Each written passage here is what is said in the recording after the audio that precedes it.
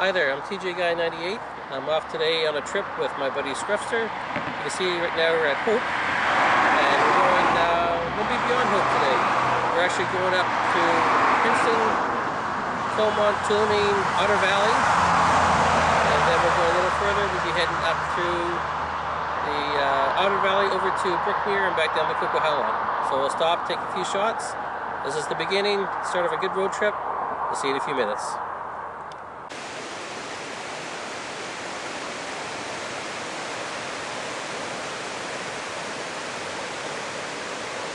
Hello, we're at Nicola Campground. It's our first cache for the day. The campground's closed now. It is open only till the fall.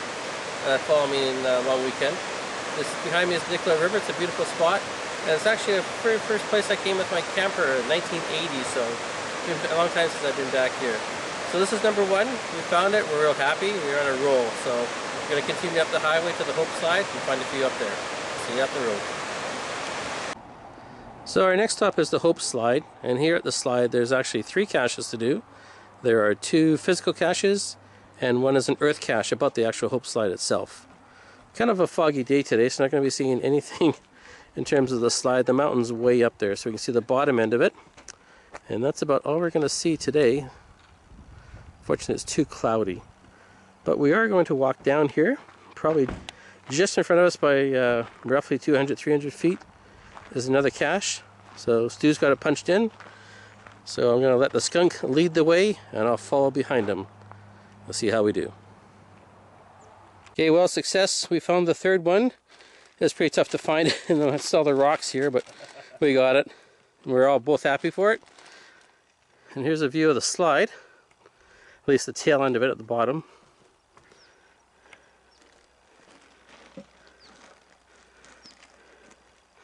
And way up there is the viewpoint where you park your car. So we're now at the west gate for Manning Park, and there's a beautiful hoary marmot, the mascot for the park it looks like, one of the animals you find up in the higher elevations. And we just have to go down about a 0.16 of a mile down the trail. There's a signboard, tells you all about the area here. It tells you about the Engineers Road that's in the background. It's in the bushes in here. You can't see it, but it is in the bushes. It's one of the Gold Rush trails. So we're just going to go off and find the cache.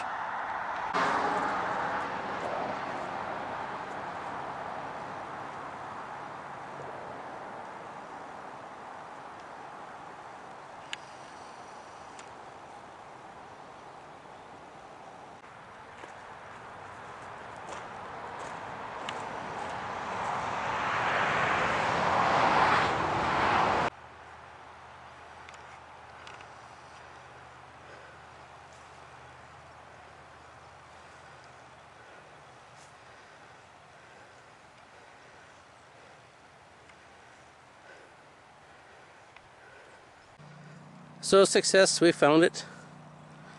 Stu found it. What a good finder that boy is. Say that to Ms. Turbo. Stu says, say that to Miss Turbo. She doesn't think I'm a great finder. Okay, we're now at the next cache called Engineers Road. Here's a little sign to tell you all about it. And you can see remnants of the road. Some of it's been cut away from the new road being built. Let's pan back and we'll start at the bottom here. And this is what it was like. It was all hand stacked. You can see the stack of rocks as we pan across. All by hand. All by just horses. And these have a little just regular carts to bring the rocks back and forth. Far cry from today how they build the road.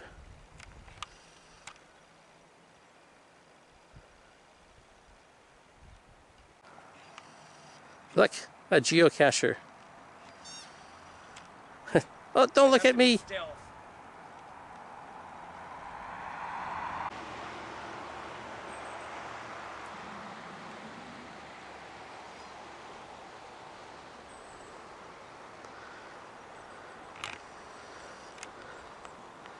lots of nuts.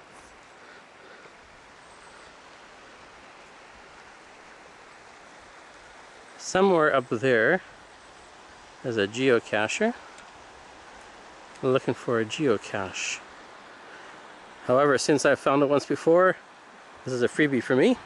So the next cache we're at is called Wild Rhododendron, and this is a roadside stop. There is a loop trail around the forest here where there's a grove of Pacific rhododendrons. This is the most northerly spot you'll find these. They usually occur anywhere from Washington, and even Washington and Oregon they're sporadic.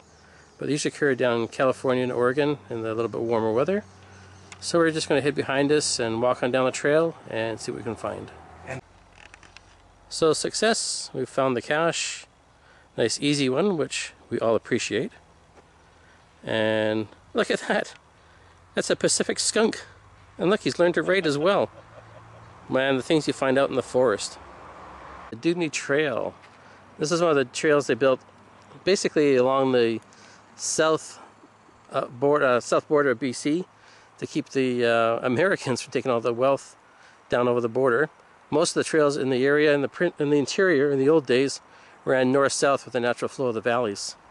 And BC obviously wanted to keep the money and the gold in BC, so they built the trail. That's part of the Engineers Road as well.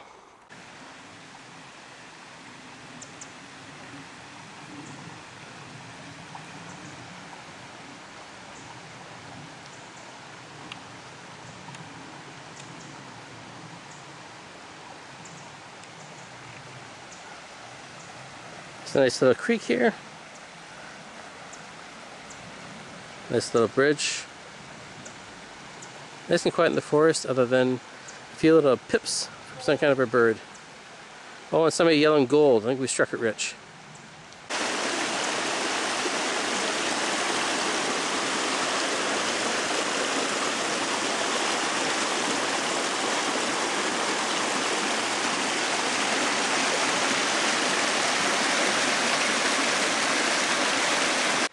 So success, we found the cache, and this huge boulder sitting here all by itself has actually come down off the mountainside right here. One of those things you don't want to be here when it comes down. So please don't eat mushrooms you do not know what they are. So I just stopped on the side of the trail heading back to the Jeep. Some neat looking mushrooms there. And I'm just going to pan around the corner here for a minute. And just notice some bright red ones over here as well. So whether these are mushrooms or toadstools, I'll let somebody correct me, but just the coloring's pretty neat.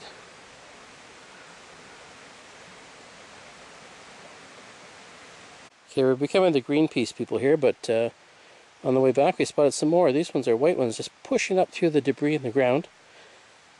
And Scruffster just playing with some over here. You see the way the red one and the white one have actually pushed up the debris as they've grown. Now that's actually pretty cool.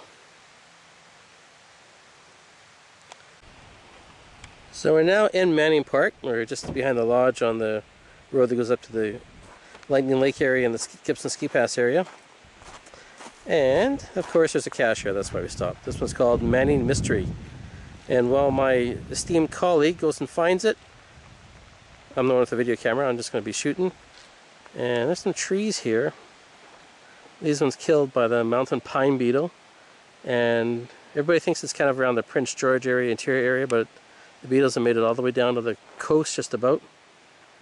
And unfortunately there's a lot of trees in the park here that are dead.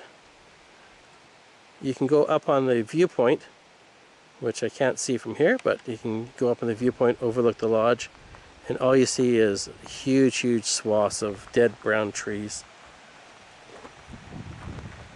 And I guess I better go find this. You know what he's like, he'll never find it without me. Oh, look at that. Cool, we almost had a wipeout.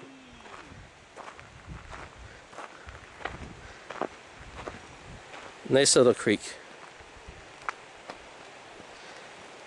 So I'm going to consider this found because he's so good at it.